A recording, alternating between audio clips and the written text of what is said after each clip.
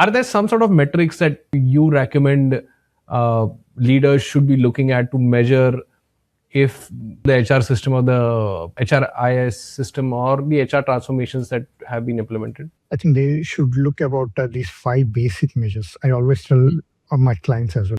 First and foremost, the adoption. Are people really using it without being forced? Second, is the tool like helping me to save my time? In simple terms, are managers spending less time on admin activities? Okay. Third, the most important aspect, as I mentioned even in earlier answer, data trust. I have a tool, but does the leaders trust the numbers enough to act? And then the employee experience.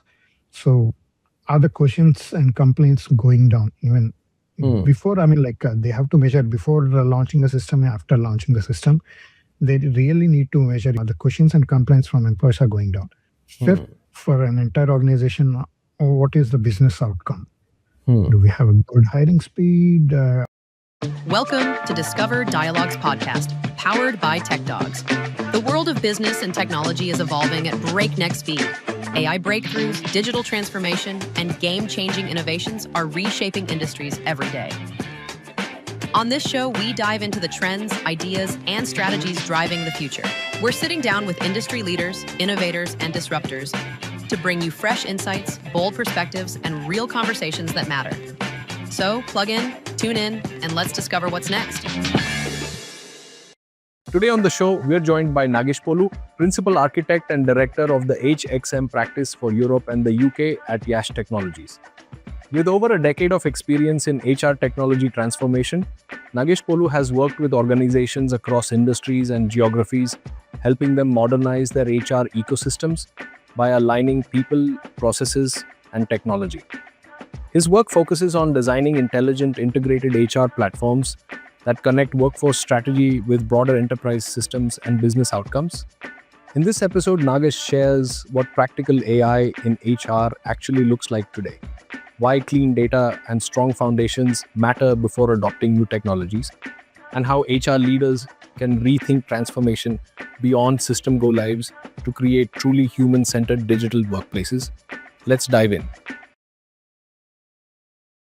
Welcome back to another episode of Tech Dogs Discover Dialogues. Nagesh, it's a pleasure to have you on the show today. Thanks, Vikram. Thanks for having me, and thanks to Tech Dogs team, for having me today on this podcast. So Nagesh, before we dive into the bigger themes, around HR transformation, AI, obviously enterprise systems, I always like to begin with the understanding of the individual and the journey that they have taken to reach here.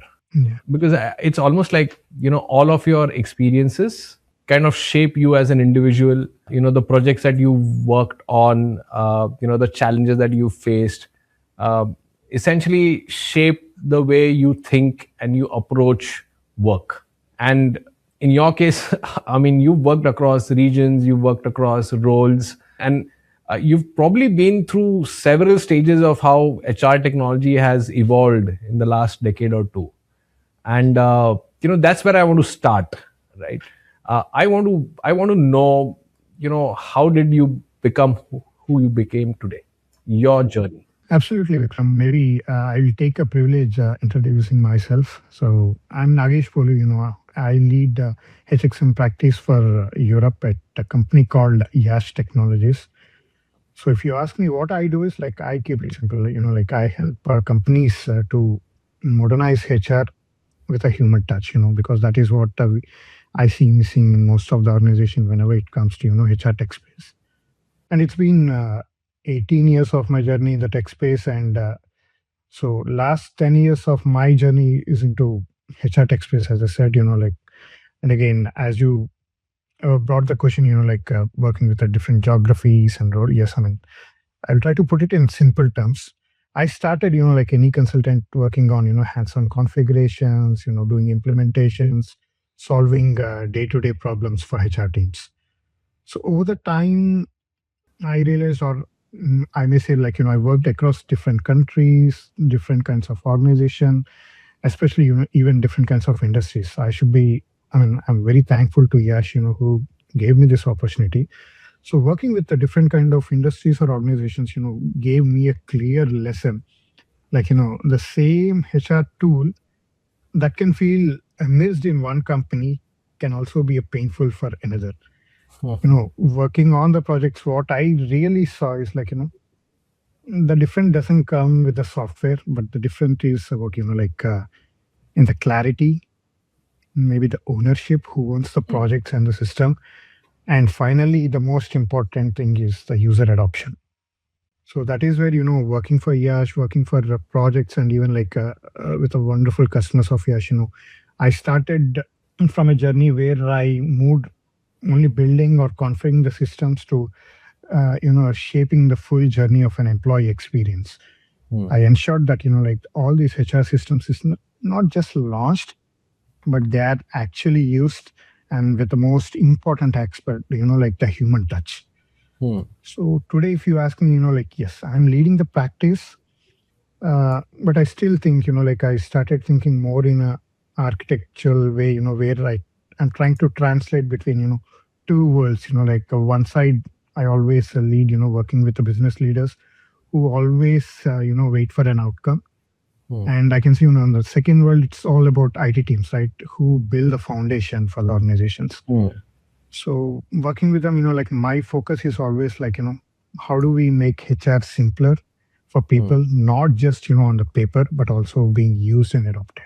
And now that we've kind of spoken about and, heard your journey, and obviously you touched on a little about how the space has evolved, in the last decade or so, and through your journey at Yash as well. I want to now start focusing on, the broader transformation that's actually happening within HR today. Because I think across industries and geos for that matter, HR leaders are being asked to perhaps rethink how they should be looking at talent, they should be looking at skills, they should be looking at workforce planning, and the overall employee experience as well, right? Because, the last couple of years, there's been the whole AI thing, and nobody seems to be had enough of it. And then there's the other piece of it which has got to do more with analytics. And then we're talking about, trying to integrate all of that together in some sort of value that, or to bring it all together in terms of a value for the enterprises. So there's a lot that's happening at this very moment. Now, and I'm going to try and single out one specific piece out of that, which is going to be AI, because that's what a lot of our audiences and businesses definitely want to know, right? What does practical AI in HR actually look like? And what's perhaps still more aspirational? That's a great question. Yes, AI is being, like a big elephant in the room these days. So a practical way to think about is it's all about small wins, Vikram. I always suggest my clients, start with a pilot phase. As I said, it's about a small win for a better, bigger bets. So today, if you ask, the practical AI, especially in HR space, is not a magic. It is small for a useful moment. As an example, I always quote helping a recruiter to write a strong job description before, posting the vacancy to the career site, or helping employees, finding an answer. So could be, I might be searching for a HR policy or something related to my time off. If I'm planning to take a vacation, I need not depend on some HR or some person, that is where even few times I started helping HR teams to spot patterns, they could miss them. But as you really ask, what is still an aspirational thing, the idea is that, people felt that AI will fix messy HR data or a broken process. Unfortunately, it will not. AI can be a speed booster, right? If you're going in a wrong direction, I always tell organizations, you will just reach in a wrong place faster. So recently I was talking to one of the HR leaders. And we started working with them on enabling AI, or maybe I can call it as infusing AI into SAP SuccessFactors. So we started working. We also brought, a few customized AI agents for them. So the goal was we want AI insights. But the moment we went live or the moment we started, looking closer, the jobs and the skills data was completely inconsistent. And we had to pause the project, again, to take back AI talks for a moment. And then we started fixing the basics. That's where, even in the past, I'm saying that, right? The foundation layer or the data layer should be strong enough. And then the moment we had this fixed, the results were amazing. The insights started making sense. So in my view, my view is very simple, Vikram. First, always make the foundation clean and clear. And yes, obviously the AI becomes a multiplier for you. And Nagesh, I'm just building on this, right? So do you think looking ahead in a few years, are there going to be certain AI capabilities that will perhaps become like a standard or almost like a no-brainer in HR operations, obviously? Absolutely. That's where, again, as I said, right, any organization, through this podcast, I would like to convey that, AI will not create some magic or, as I said, overnight, you won't see any success coming with AI. So start with basics, start with a pilot phase. Obviously, there will be a day where you can automate many of the things, where you can start building your patterns, you can build your trust among, people, especially, a human in the loop should be more mandatory for bringing AI. And especially in HR space, even when SAP launched AI, right, after ChatGPT created, a lot of waves in the world, then SAP started launching, AI. And then, when we started working with the clients, that is where, the end of the journey, the goal is to bring few automations, but also we should not miss the human touch. So that is where, AI bringing more and more agents will also make you build the process more easier for your employers, for your managers, especially how you're going to adopt. It should really help your managers or employees to bring your HR process together. And especially in this world, the HR data connects with not just with your human resources team, but also with your finance, with your operations, with your procurement, with your planning. Absolutely. So tomorrow, every decision coming from your HR leaders will also, create an impact in becoming a business decision making. And actually, that was going to be my follow-up question, because see, we obviously covered the AI aspect of things, which is the elephant in room that everyone talks about. But the other shift that's happening, across businesses today is that the expectation from the HR function and the HR systems is no longer operational, and they are no longer in isolation. It's almost like they're becoming, a part of the larger enterprise ecosystem, where they are, like you said, they're interacting with different functions, but, HR could function, interact with finance a lot, they're probably consuming a lot of operational data, and then there's a lot of workforce analysis that needs to be done. And then there's the legal piece of it that also needs to be thought over and bought about. How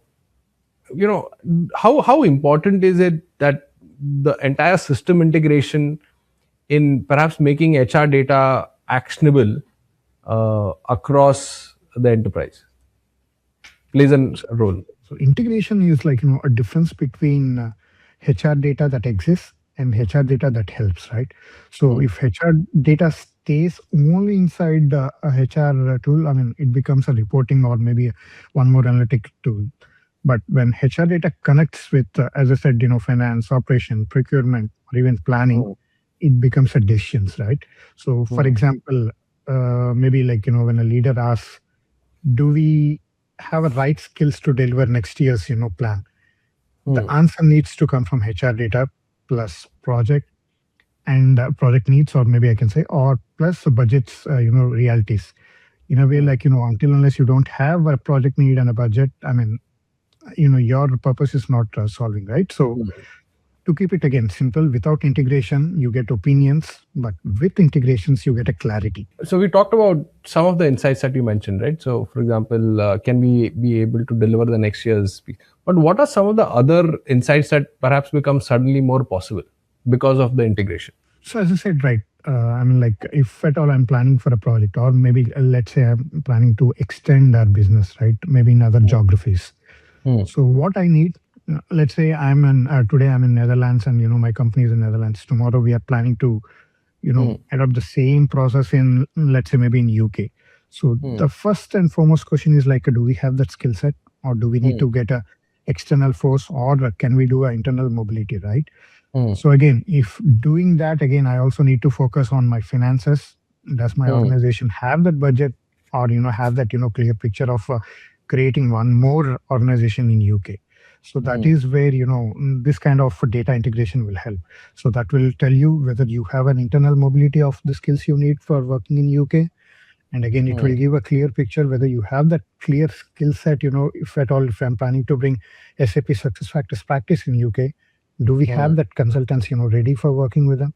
And the most important, do I have the budget to start the organization, right? It's not a simple thing. I go and start my legal entity in UK, but I also need to check my project's pipeline. I also need to ensure that my finance team is very much ready to align with the budgets. So that is where, as I said, the HR data is going to be more and more important once you start building your skills framework, once you start clearly defining your future needs with the data that you can trust. So what I'm hearing, Nagesh, is what you're saying is that if and when these the HR systems integrate with the rest of the enterprise systems, it's almost like HR is no longer a department. It's actually becoming a part of an enterprise intelligence layer that allows you to make the decisions that will help the organization. I think that's very important in another context also, because when organizations specifically are experiencing or are going through these transformation projects, I think the HR platform becomes the most important aspect, right? Because True.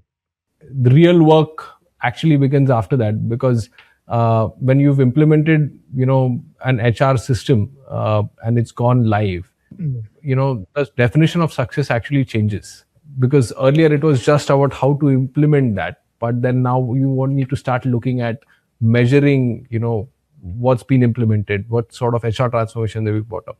Are there some sort of metrics that you recommend leaders should be looking at to measure if the HR system or the HRIS system or the HR transformations that have been implemented? I agree with the question, and I can convey that these are great questions. So let me put it in this way. So maybe for the audience, like if I had to simplify, the success is, as I said, right, success is a behavioral change, not a go live. Again, thanks for asking me to put metrics. I always love to put it in front of my clients as well. So I also love to put some examples. So I'll tell one real story. I saw recently, maybe I think in 2025 second half, I saw a company celebrating go live, a finished line. 3 months later, the managers were still doing the work outside the system. That is where I was surprised, being an organization that had 1 lakh plus employees, and the tool was absolutely fine. There were no complaints on the tool, but the unfortunate thing is the habits did not change. So that really taught me, my team, and even my practice, that adoption is not just about training, but again, it's a behavioral change, as I said. So if you ask me, I look at this way, I can say, there are a few practical measure or metrics, first and foremost, any organization, before bringing a tool, or even before, deciding about the go live and all, I think they should look about these 5 basic measures. I always tell my clients as well, first and foremost, the adoption. Are people really using it, without being forced? Second, Interesting. is the tool, helping me to save my time? In simple terms, are managers spending less time on admin activities? Okay. Third, the most important aspect, as I mentioned even in earlier answer, data trust. I have a tool, but does the leaders trust the numbers? Enough to act? And then the employee experience. So are the questions and complaints going down even before? They have to measure before launching the system and after launching the system. They really need to measure, are the questions and complaints from employees are going down. for an entire organization, what is the business outcome? Hmm. Do we have a good hiring speed? As I said, do we have internal mobility now? Can be defined through the system? And how about the retention? Hmm. And I also use one simple test. Like Hmm. I always ask client, before going live after UAT phase, we have activate methodology, what we always follow. It's kind of agile methodology when we implement SAP Hmm. success factors or any HRS tool. I always tell my clients, okay, what if we switch off the system for a week? Hmm. What breaks? If my Right. client tells me, or if the answer is nothing, then absolutely adoption is not real yet. So Hmm. to keep it simple, like go live is not just like a finish line. So Hmm. the system should be built in such a way that where users will have that human touch and will start using it. As I said, it should not be forced. It should not be forced, or employees should not be forced to start using it. And so we talked about success metrics, and I think the example that you gave, if they shut off, if nothing changes, then it's not really done good for the organization. I absolutely love that. But let's talk time frame, right? So you've implemented something. When do HR leaders start looking at it and say that, you know what, this is about the right time that when I'll start seeing results? I mean, how long they should they wait before they start seeing results? I mean, how long, as I said, right? The first and foremost, they should see the adoption rate.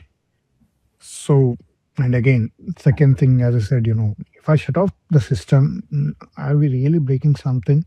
Because it's not like, a dollar or two where you're going to, spend and then you have a tool ready. But I always say that, once you have tool and once you're spending dollars, huge number of dollars for implementing a HRA system, especially these days when HR, as I said, HR data is becoming more and more crucial for your business extension as well. So that is where, follow these metrics. And then, once you see that, yes, once you have that adaptability, right, yes, tick 1, 2, 3, 4, 5 looks good. Yes, I think it's almost there. And do you think that there are some set of mistakes that you've observed that companies often make, while they're evaluating the success of our HR modernization initiative? Yeah, I mean, so allow me put it in a very human way. Now, if you see any organization, CHRO especially, they are sitting at the center of the business, business change, especially when it comes to business change. Because as we always keep talking about AI being elephant in the room, I mean, technology is changing, gone those days again, where you can always depend on Excel sheets or PDFs, or you can ask your employee to just send an email, kind of, right? The role is not just, being a people program anymore.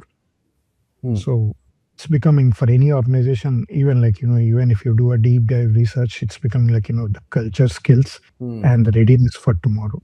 So the key shift, I mean, is just HR leaders do not become technologists anyways, but they need to become more clear decision makers for any organization. So, and again, they should be able to say, the experience, they want to see it for employees and managers, right? And if they can say that, yes, this is how we are going to measure it, and this is what the outcome for an organization, yes, it becomes more easy for the technology team that is building the system, and they can start, building the system towards the end goal. So even in a plain language, to answer your question, yes, I mean, HR team or a HR leader is clear on his or her outcomes, the technology becomes your strong partner instead of a confusing topic in your organization. And do you think, as leaders, CHROs, HR heads, there are certain skills or traits or perhaps habits that become more important when, HR modernization initiatives have been taken up? So again, I mean, when HR modernization has been taken up, as I said, right, I mean, more than anything, as I said, skills, again, becoming more crucial part. Again, as I said, the team has to be elaborated. The team has to be bring on, onto a frame where the team that is going to implement has to be collaborated with the team that is going to use, right? So from day one, it's not that, the entire team or the entire user experience will come into the picture. first it starts with anywhere, it starts with, like a technology team going live, and then, slowly they will take, in normal terms, we call it as a business go live, not but an end user go live, right?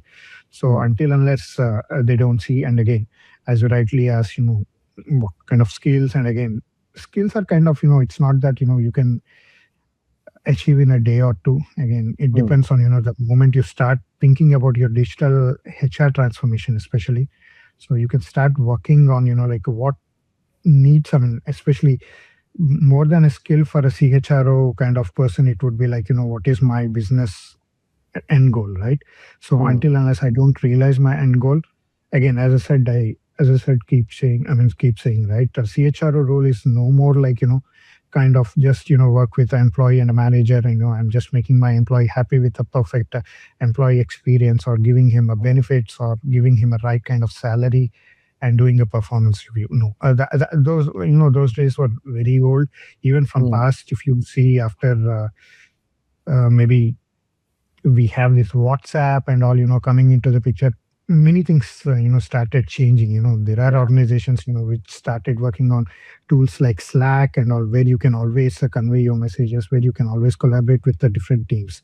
So that is where, more than a skill for going for a HR transformation or a digital transformation, I always say that, first plan your mission, see what should be your business outcome at the end of the day, and is your organization ready for this real transformation. And Nagesh, in your role today, since you consult with organizations and HR modernization and transformation, if you were to advise HR leaders who are starting their journey, they're starting a transformation journey actually, what would you tell them to get right before, even venturing into tools or platforms? Perfect. Let me again keep this very simple.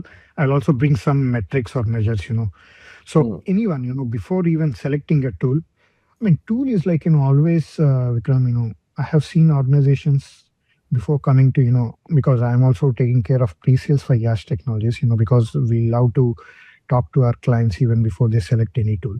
So there are times, like customers already decide what the tool they are going to take, be it SAP SuccessFactors or third party, because the same CHRO or the same HRIT or a HRIS guy might be working for a previous organization. They might have worked on SAP SuccessFactors as an example. So they already come with a mindset, right? That they want to go with SAP SuccessFactors.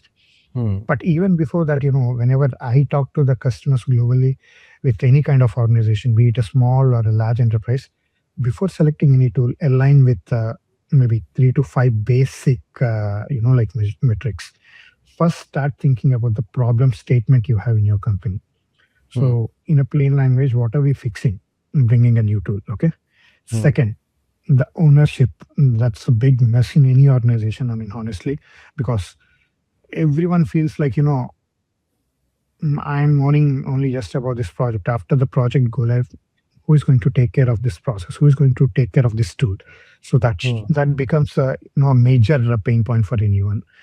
Third, as I always said, data readiness. The data foundation, especially the data layer, should be pretty clean and ready to start your digital transformation journey.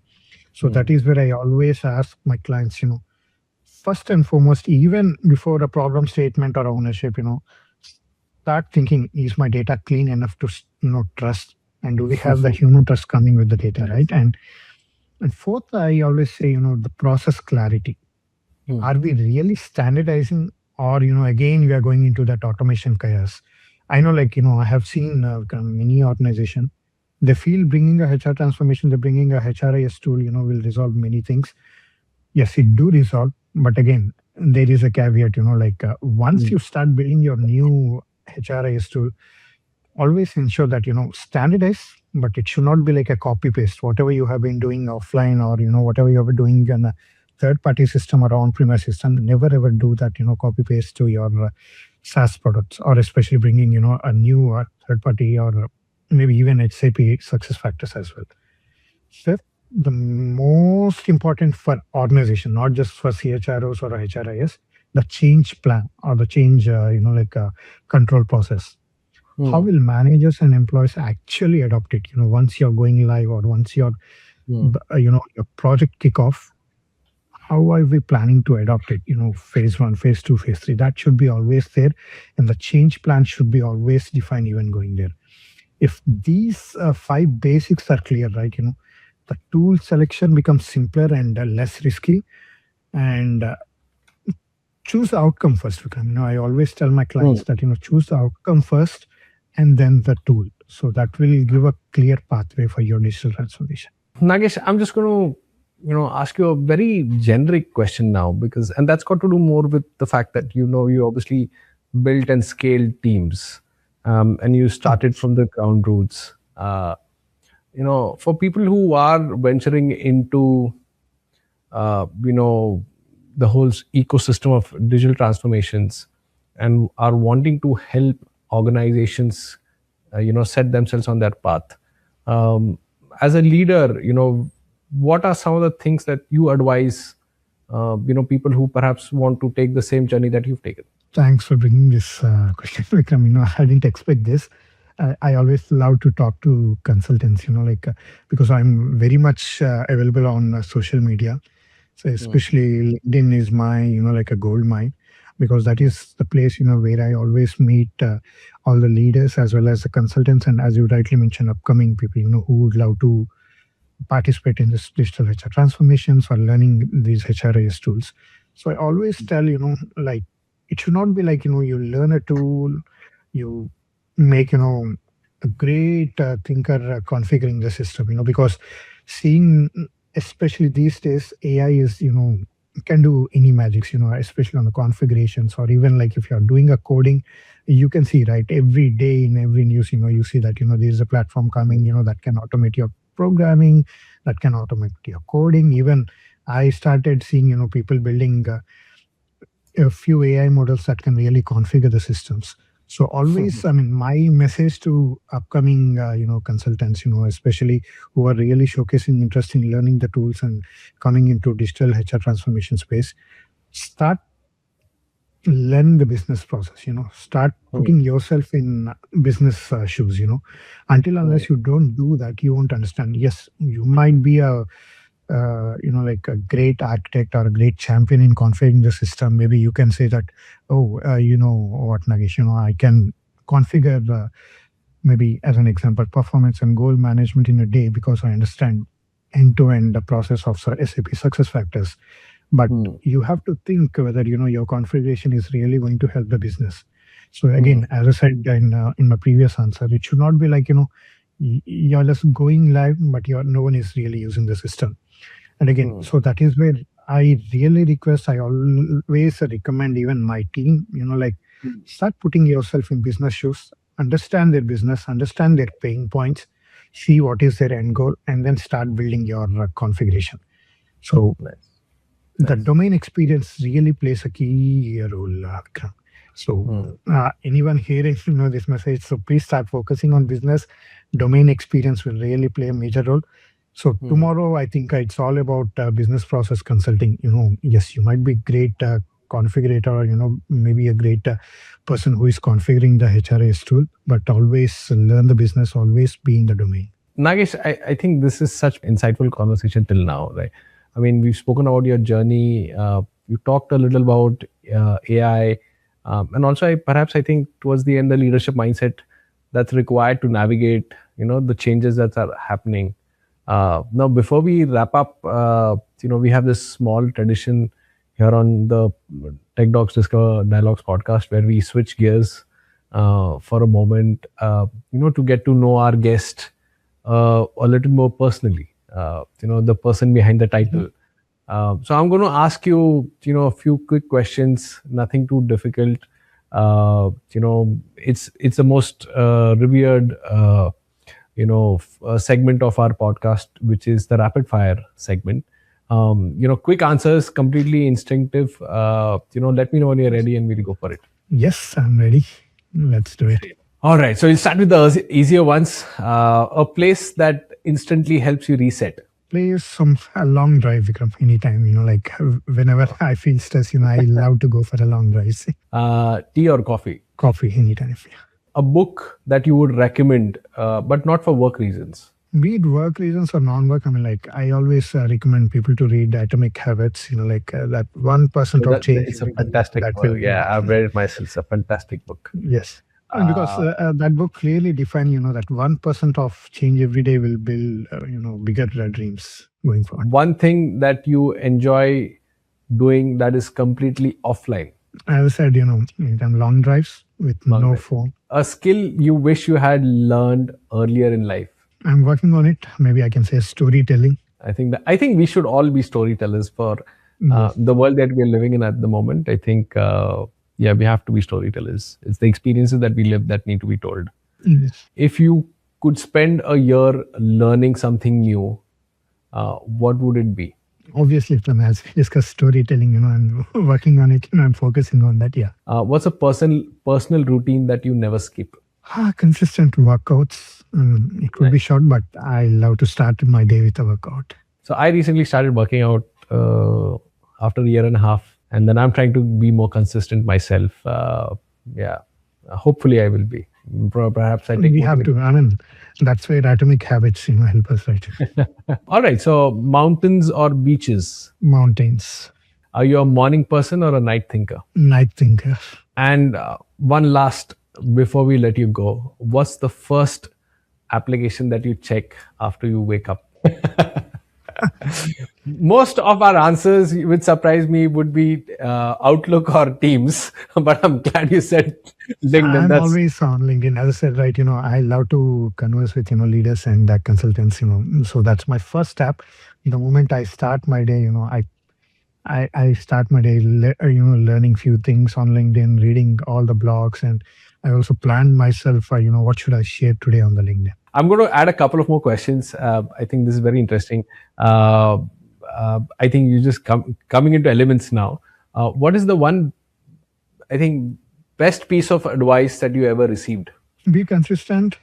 And again, discipline is the most thing, always looks boring, but that is what you are every day, being consistent and disciplined. That is what you can build, and that is what it will take you, whatever you are envisioning, right? The moment you come out of your college or whatever it is. So while building your business or your professional career, so my mentors always said, be consistent, Nagesh. I always believe that. Yeah, it's something that I live by myself. Personal motto: be consistent. Even on your worst days, be consistent. Even on somebody else's worst days, be consistent.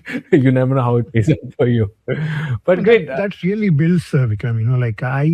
As I said right in my introduction, so I started maybe very much into a sales or a market research trainee. But the moment I realized, whatever I'm going to do, I should be consistent. I should maintain my discipline. Today, I'm leading my HXM practice. No, I think there's a lot to learn there's a lot that one can learn from somebody else's journey, and like we have today.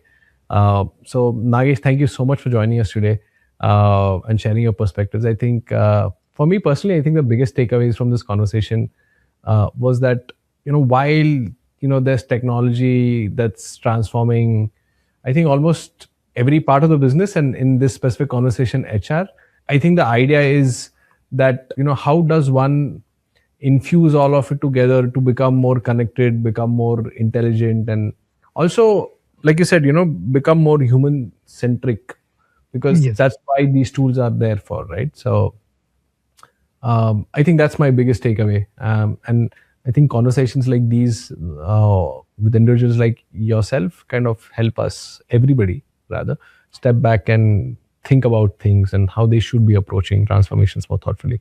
So thank you once again so much, Nagesh, for joining us. It was a pleasure having you on the show today. Any parting thoughts?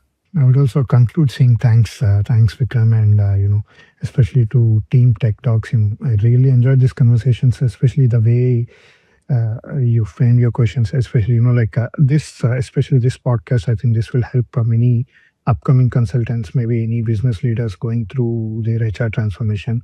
So finally, I will keep it simple and I will keep it short. So any business leaders, when they're planning for their transformation, start with employee and manager experience you want. Clean up the basics, the foundation. make adoption a real plan, not just an afterthought. And then, then start using the technology and AI to simplify what you're already planning to do and what is really working for you today. So if leaders get the foundation right, HR technology becomes invincible, and people will really feel that human-centric experience. And thank you for having me. And as I said, I really enjoy the conversations, Vikram. Me too. We'll look forward to having you back on the show. We're trying to host a roundtable sometime soon. We'll keep in touch. Thanks once again for joining us today. Really appreciate it.